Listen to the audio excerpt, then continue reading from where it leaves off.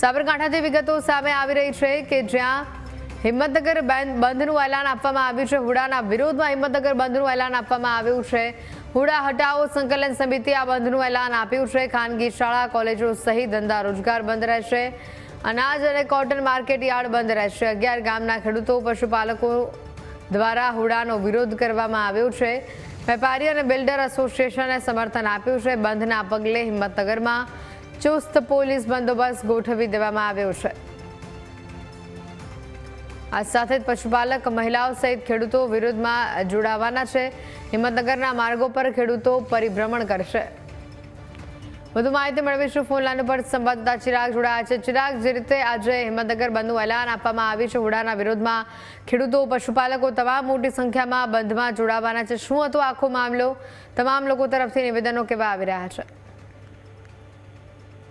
ખાસ કરીને સાબરકાંઠા જિલ્લાના હિંમતનગર છે, જિલ્લાનું વડા મથક છે, જ્યાં આજે બંધનું એલાન છે તે આપવામાં આવ્યું છે। છેલ્લા 3 મહિના કરતા વધુ સમયથી હુડા હટાવો સંકલન સમિતિ છે તે હુડા નોટિફિકેશન જાહેર કરવામાં આવ્યું સરકાર દ્વારા। તેની સામે સખત વિરોધ છે તે નોંધાવી રહ્યું છે।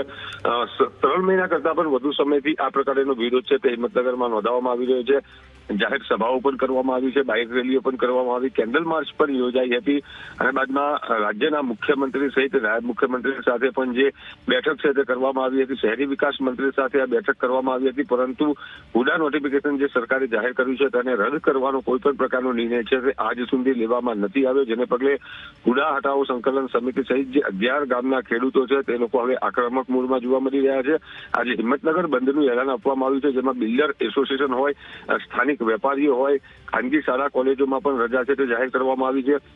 જે ખાસ કરીને ખેતીવાડી જે ઉત્પન્ન બજાર સમિતિ છે, જે ખેતીવાડી માર્કેટ યાર્ડ છે, તેને પણ આજે બંધ રાખવાનો નિર્ણય છે તે કરવામાં આવ્યો છે। એટલે કહી શકાય કે સમગ્ર હિંમતનગર છે તે આજે સડબે જલાક બંધ જોવા મળી શકે છે।